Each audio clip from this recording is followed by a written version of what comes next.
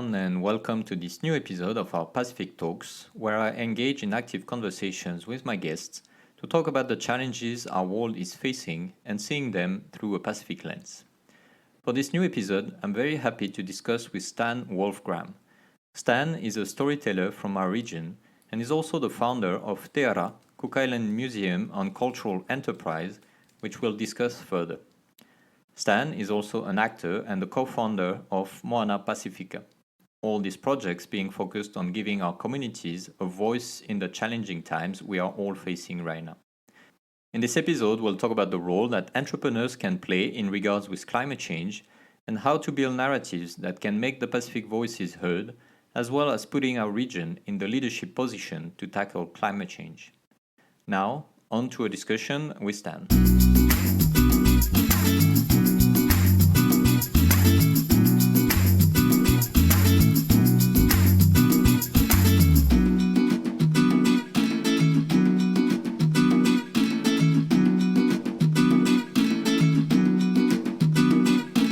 Stan, Ora Na, welcome to the Pacific Talks.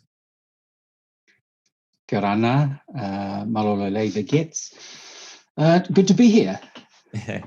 So, can you tell us just a little bit about yourself and what you've done throughout your life at the moment? Well, so I'm Tongan German, Cook Islander, born in New Zealand and living in the Cook Islands at the moment. So yeah, I'm a bit quite of a mix. salad. But my life has very much been around storytelling. A lot of that's got to do with actually around who am I, what am I, where am I from? A lot to do with identity for me personally. And I've been able to explore that through the platform of telling stories, and so that's really, that's my story or where I'm at, and so I tell that stories on different levels, either on a commercial level, cultural level, historical level, etc. But I very much use story around capacity building for Pacifica. My niche is really story, telling Pacific stories. Mm-hmm. I have worked in other areas in the commercial side. I actually started in the theatre, and then from the theatre I ended up in New York at a school called the Lee Strasberg Theatre Institute in New York, studying theatre. But what it really allowed me to do is understand where my passion lay, and my passion really lay in telling my own stories, which are stories about me, about the Pacific, about my people, my community. So that's quite a journey already. And so, can you tell us a little bit more? How do you do being a storyteller? What does it entail as your line of work? Like, how do you do it, and for what purpose? Like, what exactly concretely is it to be a storyteller like you? So for me, story is really it's just a method of transfer. And if I talk about myself as a Pacific person, we were oral. Mm-hmm. So our language was not written. Everything was oral. It was either passed through song, dance, chant, or carvings, symbols. So for me, I very much see story as a way now of telling my story, or telling the story of the Pacific, and being able to negotiate or propose or catalyze a transfer, be that a transfer of information, shared knowledge, or even trade, or etc. And so I've very much worked in that area, in theatre or film, television, live events, right into the side of culture as a driver for social economic development, storytelling as in the level of IP knowledge, etc. So I very much worked in capacity building Pacifica. That's where my niche lies. That's where my passion lies. And so Yeah, so I've been working in major events. They have a festival called the Pacific Festival, which is basically the largest festival in the world, which is in New Zealand. I've worked in the fashion industry around Pacific stories or around Pacific culture, Pacific design, etc. Even in the film industry, working around Pacific stories. And of course, today, the biggest story in the world globally is climate change. And for me, the biggest indicator, the biggest driver for climate change are our oceans, and the Pacific Ocean is the largest ocean in the world. So that's the space that I'll work around in story, and also story is a part of education. It's a part of health. It's a part of our economic development sector. So yeah, those are very much the spaces I will work in. All right, awesome, and that's a lot of experiences, and we'll come back to the storytelling part in a moment. But I wanted first to focus on a recent initiative that you led in the Cook Island, and that is another element of your life path, which is the Te Ara Cook Islands Museum of Cultural Enterprise, which on itself the name is already quite appealing and interesting. So, can you tell us a little bit more about this specific initiative that you created?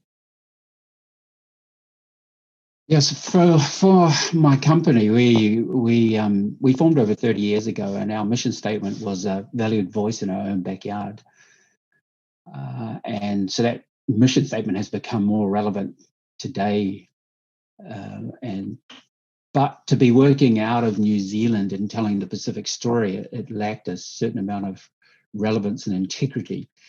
And so we had been working a lot in the Pacific, but really I needed to create a base in the Pacific to have credibility and relevance for the regional and global Pacific story.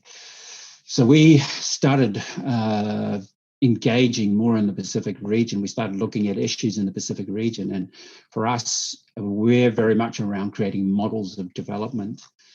And one of the biggest issues in the Pacific was trade deficit. And there was also a turnaround in the Pacific as far as funding was concerned. A lot of funding was originally directed at NGOs, but we found that there had been a change around aid focus after the global financial crash, where governments were looking for more accountability, more transparency, more business acumen, more financial sustainability as far as aid spending was concerned. So the New Zealand government had come up with a fund where they had originally only made it accessible to NGOs, but for the first time had made it available to private sector. So it was our opportunity to step into the Pacific and to implement our skills as far as storytellers were concerned. And the issue that we knew that we could impact on was trade deficit.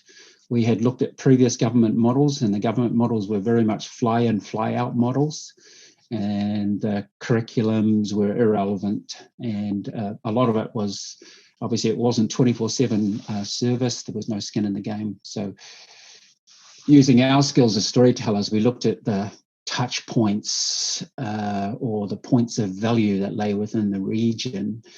And we were able to create a model for capacity building SMEs. And capacity building SMEs was the global solution around impacting on trade deficit.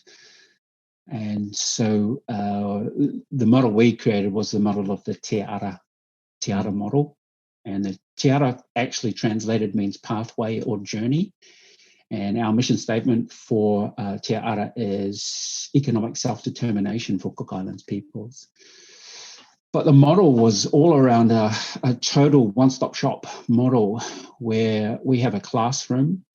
The classroom is where we teach business. We were the first building to have fiber optic cable because we knew that it was all about sharing and sharing data. So we could access information and data from anywhere around the world. So first element is capacity building, business acumen, teaching people about business. So we have a classroom that does that upstairs in our building.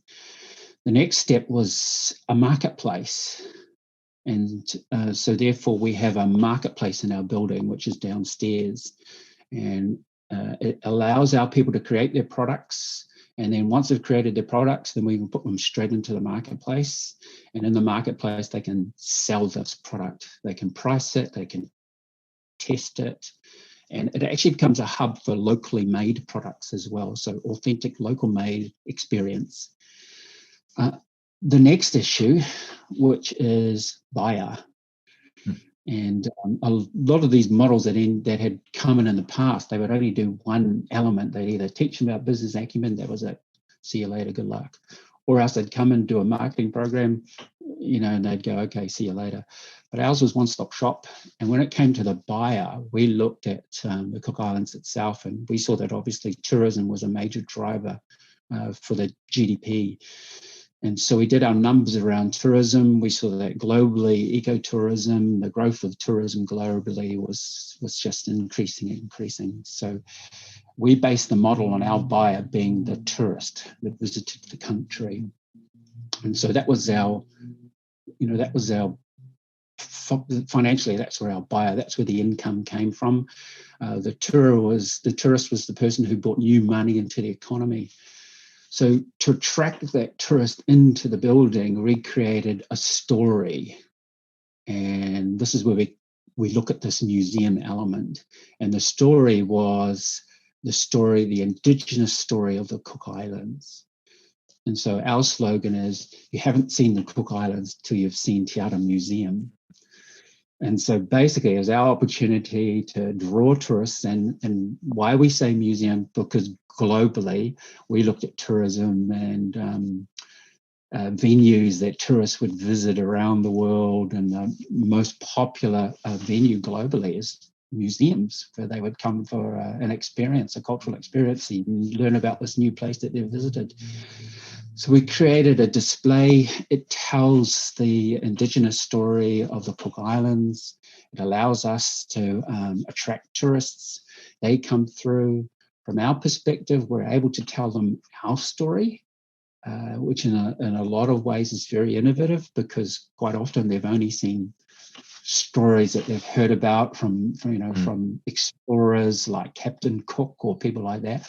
We're able to actually tell them our story, and we take them on a journey from the Waka migration to our Ariki society, to European influence, and then into the modern Cook Island story of today, which is very much about our environment in the ocean. It's an opportunity for us to educate the tourists that we're more than just the booze bus and the beach, but it's also a great opportunity for us to educate our kids. The biggest question for our kids when they come in is, where am I from? Which is surprising, but it's because our kids they learn New Zealand curriculum, NCEA. So they know everything about New Zealand, they know everything about the rest of the world, but they know very little about who they are and where they come from. So it's a great way for us. And that ends the cycle. Our tourists come out of the museum and they go straight into the gift shop. And then within the gift shop are all these locally made items, and they now have an affinity for the island. And it's an opportunity to buy. But when we talk about products, the products range anything from goods that farmers will bring in to art and craft, and they go all the way to mobile apps.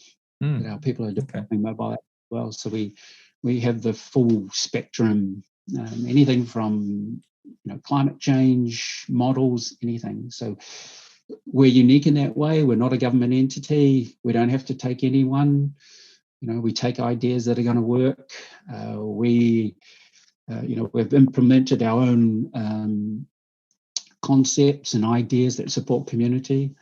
So when a member of the community develops a product, we work on a consignment sale. Community are able to bring in products, and we will put them on our shelves. We will sell them. We don't set the price. They set the price, and we take a percentage. And of course, we talk to them around pricing. And if they sell the product anywhere else, absolutely fine. They just come in, take it off the shelf. We take it off our stock, and then they take it and sell it somewhere else. So, we're all around shaping the model to suit the community. As I said, farmers are able to come in, they're able to drop produce off. We have a cafeteria, local bakers bring in baking as well. So yeah, it's a one-stop shop because we're able to put money back into our pockets as well. And when we first opened, which was around 3 years ago, we had to obviously win the confidence of our community. And the best way to win their confidence is to put money back in their pockets. Definitely. Yeah, so we went to government and we were part of this initiative, which was an MFAT, Ministry of Foreign Affairs and Trade New Zealand initiative. It was called the Partnership Fund, and they had opened it up for the first time to private sector. It was an NGO fund. We were actually invited by government to the table. And when we sat there, we looked around and there was infrastructure were the main people that were there, people that were Beckers, Fletchers, companies that were building roads and hospitals. We were the only ones that were really focused on people. We sat in this negotiation with government over this fund for close to 3 years. There were issues with the fund because it had NGO legacy. There were two major issues, which were NGO legacy, which did not suit private sector. And a lot of the other private sector actually left the conversation. And government were trying to find ways to keep private sector in the conversation. They ended up assigning consultants to us, and it was just going on and on. The two biggest issues that we had as far as this aid funding was concerned, the first one was ownership. Generally, aid funding, you would get aid funding, you would run the project, and at the end of the project, you turn it over to community.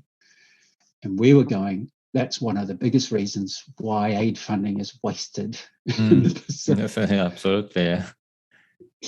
Because quite often you're there to fill a void, and then when the funding's over, you're supposed to step out, which is crazy because suddenly the void just reappears again. Our model was 24/7. We're there, forever. We're skin in the game, and so therefore we would create this entity and then we would own it and carry it on past the funding model. So we would become an asset or a catalyst in the community. So that was the first big issue, and that's why a lot of people stepped out. The second issue with the aid funding was profit. And it was like aid funding profit. And so they didn't like that. And we went, well, your funding is going to run out. We're here, developing the sustainable model. And if we can't make profit, then we're wasting our time, and we're actually wasting the people's time that we're dealing with because we're trying to teach them how to run a business. And so, those are the two biggest issues for us. And so for close to 2 years, close to 3 years, that was the conversation that we're having. And we knew we had a great business plan. We knew it made sense on paper. We knew it brought value to community. So what we ended up doing is we ended up mortgaging our house, and we ended up funding this project ourselves, and we built Chowder ourselves. And we've been running it for the last 3 years. And for us, we were paying all our bills. We were in the black. We were showing that the model was working. We brought over 60 community businesses who were involved with us. We were putting money in their pockets. We're a centre for innovation. And then governments were coming to us because they started to see a model where they could invest in it that actually had impact. So we've had support from the US Embassy. We've had support from DFAT. We've had support from the British. We've had support from New Zealand. And so we've had discussions now with other NGOs. And then COVID hit. Yeah, of course.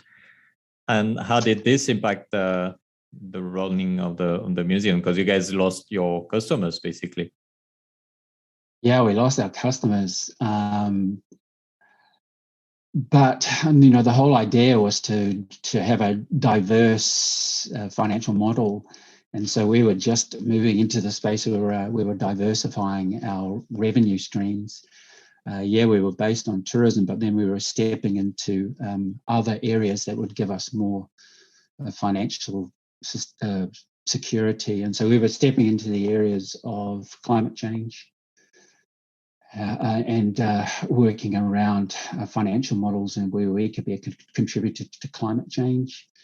And the other model was around actually in the agricultural sector, where we were looking at natural cosmetics and traditional medicines. So those are two areas that we're looking on. The other area was around digital literacy, digital equity. That's where we're looking at the film industry.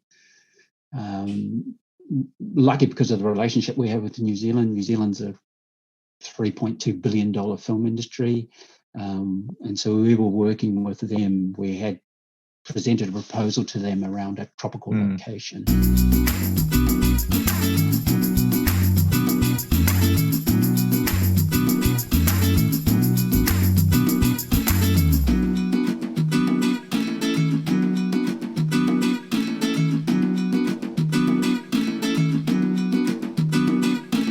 This adaptation that you organized during COVID, isn't it somehow the best evidence that small and local entrepreneurship can be more suited than NGOs to tackle the challenges of the islands? Because they're more adaptive by nature, because they look at new sources of revenue, so they have to shift their focus and all that, and there eventually aren't those local entrepreneurs and entrepreneurships the best solution to adapt to the bigger problem that we have, namely climate change that you were talking about? Yeah, and I'm not being biased just because that's the sector I work in, but there's a reason why I went into that sector, and I went into that sector because that's the way to bring most impact for our people. And like I said, our mission statement was always about economic self-determination for our people. It was always around a valued voice in our own backyard. And business and local business, we're on the ground. We're a major driver in the economy, and not just the economy, but we also impact socially, health, education, and we're there. And so, we dealing with governments and dealing with NGOs. They have in a lot of ways, a different model to us. Their model, they spend other people's money. Our model, we spend our money. And they're there quite often to the end of their funding round, or they're there to the end of their political term. We're actually there till we die. Quite often and we're there for one reason. We're there to feed our families. And so, so we're an important part as far as we should be regarded. There's a greater conversation that can be had. And like I said, there were issues that were in the way with the conversations. And so we need to be having more conversations and more partnerships. And in the region, we see the biggest, they're driving towards PPPs. So public-private partnerships. And globally, they're a very important part to development. But in the Pacific, they're still fairly new entities, these PPPs. But they're growing. The Pacific is seeing that they need to engage more in these PPPs, private-public partnerships. And the Pacific is starting to realize that these initiatives, innovation needs to come out of the community rather than coming from some external, some external entity that has less relevance. So, and part of that's all around sustainability. Who's going to sustain these ideas? Who's going to keep them going? It's going to be the local people, the local communities, local businesses. Definitely. And innovation, by its very own nature, comes organically from an exposure to a specific context. So it cannot be imposed from the outside that doesn't understand the context, the social organization, the values. So if you want real innovation for the problems of the islands, it has to come from the communities and from the grassroots level that will try to find solutions. But in order to find solutions, you need to take ownership, as you said, of your own context and your own problems, right? Yeah, that's correct. And that's why we proposed the Te Ara model, which is different than the models that existed in the past. Our model was around 24/7 on the ground. We're in the same marketplace as our customers. So, we're relevant, and we can see the opportunities and we can see the risks and we can see the obstacles and we live them. And the solutions we come up with are the same solutions that our people need to overcome as well. What we provide is that we provide more of a collective force, a collective sharing of knowledge. We created Te Ara so it could be a model that could be reiterated, and this is our bigger dream. And by reiterating it in other Pacific nations, the main purpose is then the ability to share knowledge and share experiences between the different institutions. So that's our greater goal. And that's what's interesting in this concept. And I think it's quite well illustrated by the fact that you're using the word museum for many reasons, which one seems to be mostly a marketing bait for tourists and to attract the customer. But the other one seems also as used as a way to say, okay, we're gonna own the stories by creating the resources and the richness of the future, but by using also our tradition, and that's how the word museum come as an interesting element, which is telling a story, and that's what museums are for. But this museum tells the story from the people, by the people, which is a different approach than traditional museums we're used to, right? And that takes me back to your other passion, which is storytelling. How important it is to tell stories in our communities for us to cope with the challenges that are coming, which we call existential threats, and how do we create hope through storytelling? Do you think? Yeah, well, one thing you mentioned there, museum, or traditionally museum comes to the word musée. I'm going French now. No, you're the one helping me out here. But isn't it musée?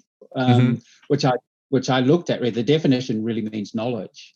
And so that's, for us, what we've done is we've seen the colonial lens. And for us, now we're reversing the colonial lens and putting our interpretation of the colonial lens. So we see, museum for us, it actually means knowledge, and it's a center for knowledge. And so it's a place to share knowledge. And so that's very much the way that we use it. And when we use it, we've used it, but then we interpret it our own way. So, that's when museum comes in. And it's a living story, not a dead one, right? Yeah, totally. I mean, this is the whole concept of museums as well. There's this whole archaic kind of perception of what a museum is. But even museums have had to adapt globally, with climate change, with COVID, and they've had to become living centers. And they've had to be an expression of a lot of them have changed where they're expressions of their community and culture. And so that's how we like to use the word. But it is in the minds of our visitors, in the minds of our target, it's a place to come and learn and experience. And so that's where that's how we use the word as well, museum. And then that's how you connect with the future to come also. Yeah, there's a bigger picture for us too. We looked at how we could tell our story globally. And we're in the middle of the Pacific. We're an isolated island, and we're small populations. But how can we actually tell our story globally? And then we looked at the world, and we went, you know what? There's a part of our story in museums all over the world. And we thought, how can we use those artifacts or Pacific artifacts that sit in some of the greatest cities in the world? How can we use those artifacts to be portals for our story? And we created and this was, a model, and it was actually a touring exhibition. It toured around the world. It was called Moana Pacifica, the indigenous story of the Pacific Ocean. And it was connected to these artifacts that sat in museums. And we wanted to go, well, how can we make these artifacts accessible? We pretty much see the artifacts of having gone silent. Their story has stopped. And so we saw an opportunity to continue the story and continue it into the issues, or the biggest issues, or the biggest story for Pacific people, which is climate change. And we saw that we could continue this story from actually 3D printing the artifacts.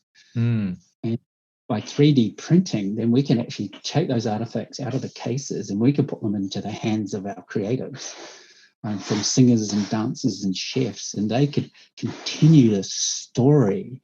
And we actually had discussions with our carvers, and we said, what is a 3D artifact of a Pacific artifact that sits in London or Paris or in New York? What does it mean to have a 3D printed artifact? And then our carvers said, well, you know what? If you can recite the story or the whakapapa of that artifact into the copy, then it still has an element of what the mana that's retained. If you can recite the story, then there's an element of mana that exists within this 3D printed copy. And then that can then be reshaped and redesigned by an artist, etc., by a chef, by an educator, and then link that back to the artifact that sits in London or Paris, and then you've got a continuation of the story. So so this is why we've looked at museums in many different of continuing story. The other way too is that artifacts that sit in these museums are not sustainable if we bring them back into our communities, because they're 1,000 years old. There's temperature, everything, light, gas affects them. So it's not sustainable to bring them back in the form that they are. But what is relevant is the data. So we don't want, the artifact can stay there, but we want the data, and then we're able to relate to that. And so we've had a lot of, obviously there's this concept of museum for us extends far greater than where Te Ara sits in the Cook Islands at the moment. Yeah, definitely. That's sorry, go ahead. Oh, no, you go ahead.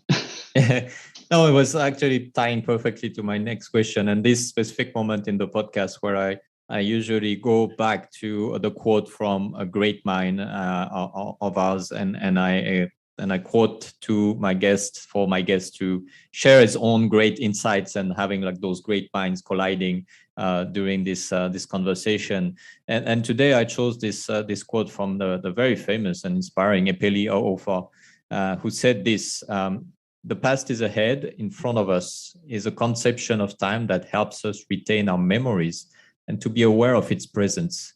What is behind us, the future, cannot be seen and is liable to be forgotten readily. What is ahead of us, the past, cannot be forgotten so readily or ignored, for it is in front of our mind's eyes, always reminding us of its presence. The past is alive in us, so in more than a metaphorical sense, the dead are alive, we are our history."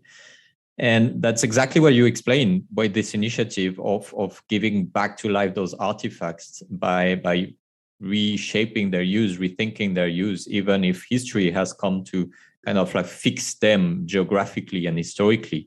And so how in that context that we are living in, when with climate change, especially, how can all those initiatives and reclaiming this past can help us to find inspiration and mostly guidance and solutions for what's coming next? Yeah, well, it's a big question. Yeah, look, so, I did write something down for this, and I said, look, we're a culture that embraces its past, its present, and its future. as Pacific people. We embrace it in many forms and in many relationships. And I believe what is of significance to us today is the principles and values that are embodied in these perspectives that we have as Pacific people, how we see the world. I also believe these principles and values, they are fluid in their ability to be able to be applied to today's world. Yes, these principles and values are up for interpretation, but the people and the natural world will align with what is true.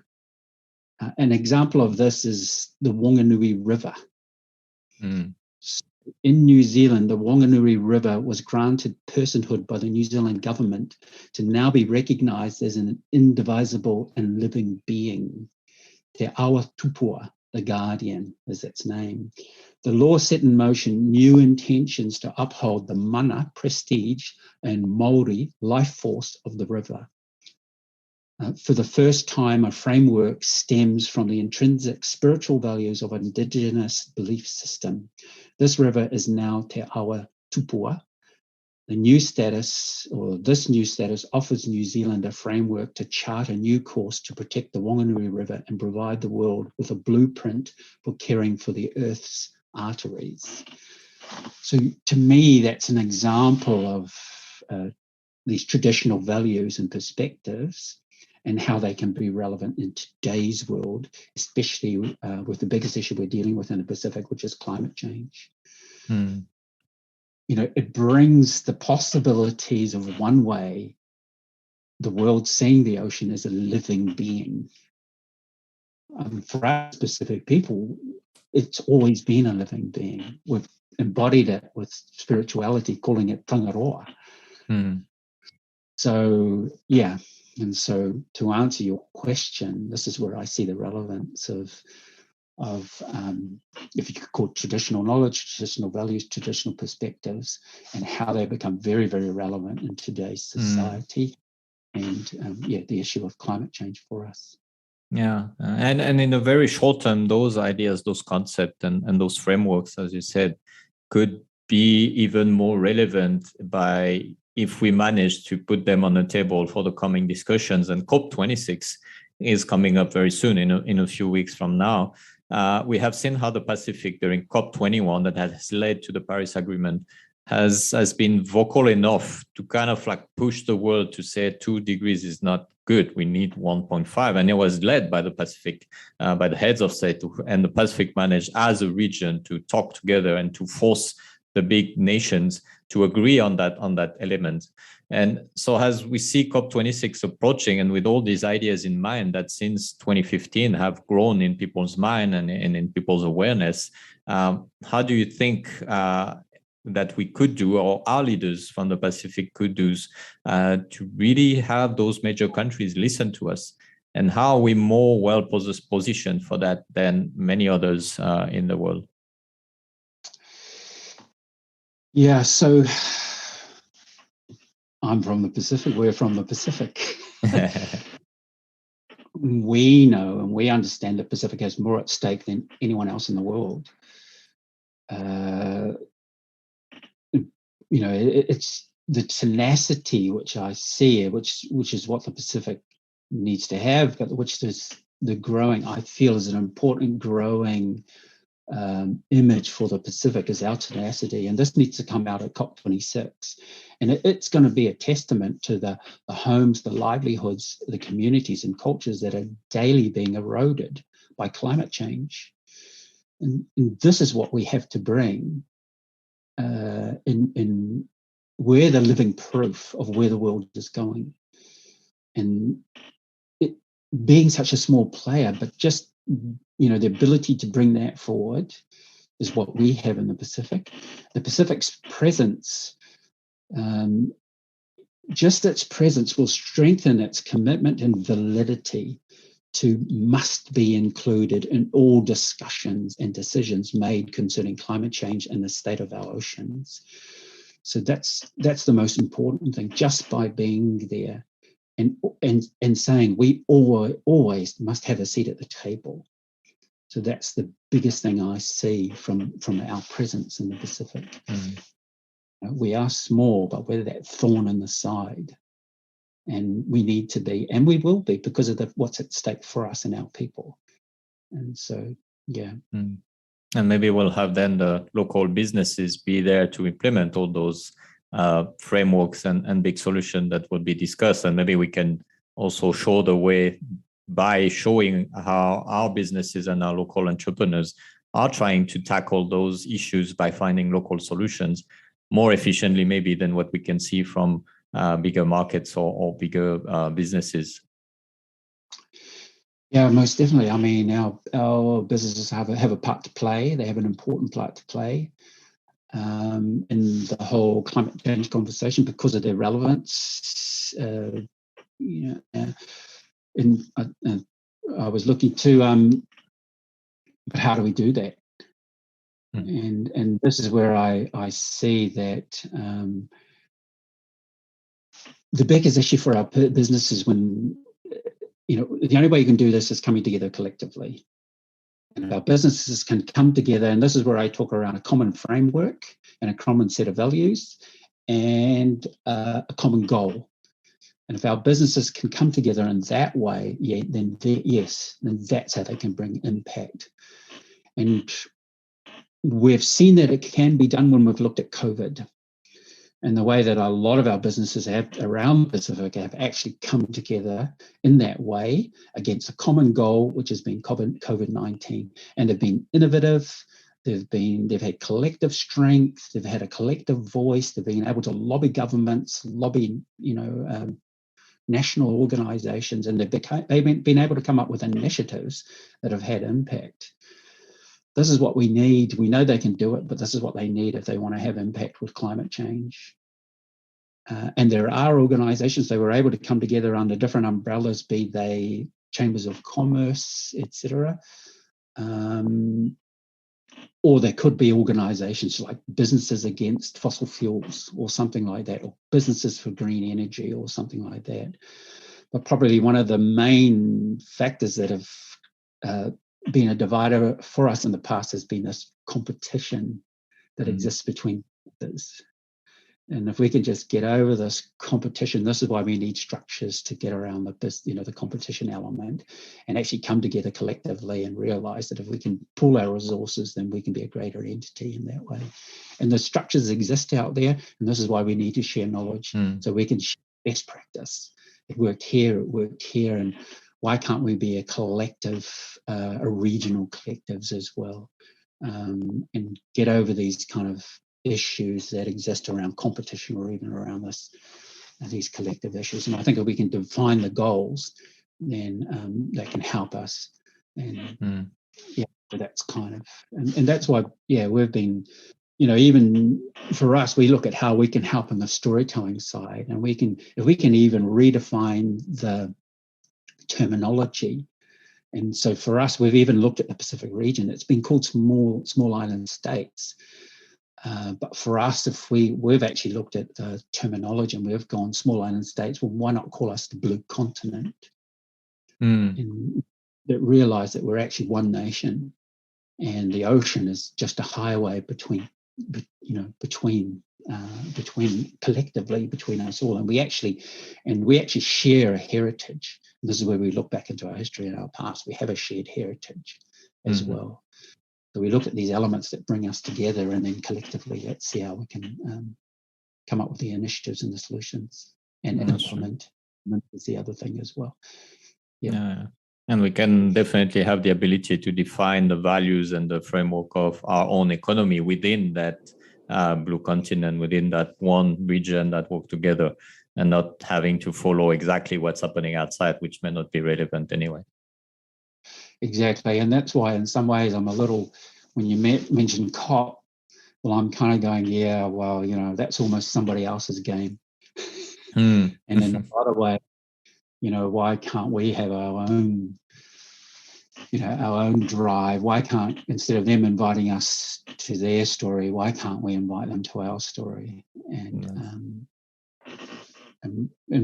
we have drivers and we have value within the Pacific region, and those values may be political. They could be this geopolitical conversation that's going on between the West and the East, and we could use that as a our leveraging point where we have over, I think it's over 25 single votes at the United Nations.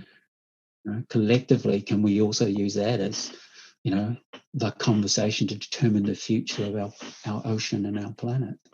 That's true indeed.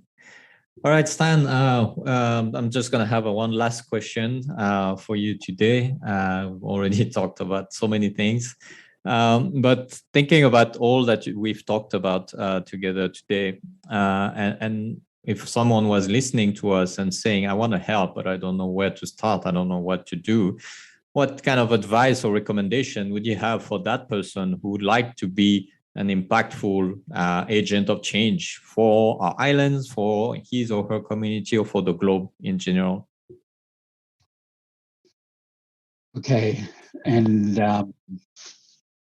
look, this has been our biggest issue, and this is why we have a mission statement, which is a valued voice in our own backyard. And this has been our issue for 30 years that we've created as a company. And so in this current climate, I'm being biased, we created a platform, and that platform was called Moana Pacifica. And so, people, they need to find a place to learn more, get more information, and they need to learn from people who are really doing it. People with credibility, people with mana. They need to find a place to get together with like-minded others to support each other, and then they need to act. Find things that they can be a part of or make things happen. That's why we created Moana Pacifica. It's a digital platform for Pacifica voices in the global climate change conversation, especially concerning the state of our ocean, Moana Pacifica. We've created a website, we've created a mobile app. It's available in the Apple Store, it's available in the Google Store. If you go online and Google Moana Pacifica, you can register online. But it's a collective space for Pacific voices to come together and act. Awesome. Well, then for everyone who listens to this episode, go on and get the app as soon as possible. All right, Stan, thank you very much for your time and your insights and your storytelling vision of our regions. Truly inspiring, and could definitely, and I hope it would be replicated in many of our communities in many regards.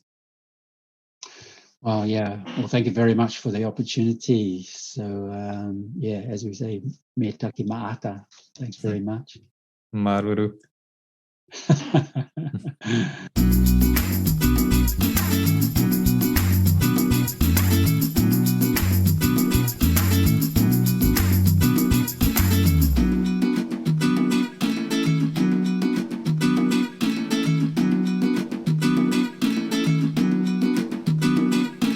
As our planet is facing climate change, we need to build narratives of resilience and adaptation.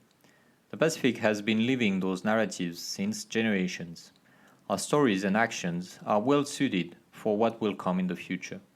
And the work that Stan is doing is key to make those narratives available for the greater good. If you enjoyed this conversation, feel free to share it on your social medias or with your friends, families, and colleagues. And if you listen to it on a podcast platform, feel free to leave us a review. This is very important to us as it helps us to reach out to more people. If you want to share your thoughts and ideas following this conversation with Stan, you can reach out to us directly by email, contact@pacificventure.com, or on all our social platforms. Until next time, with another guest, another discussion on the challenges of the Pacific, take care and see you soon.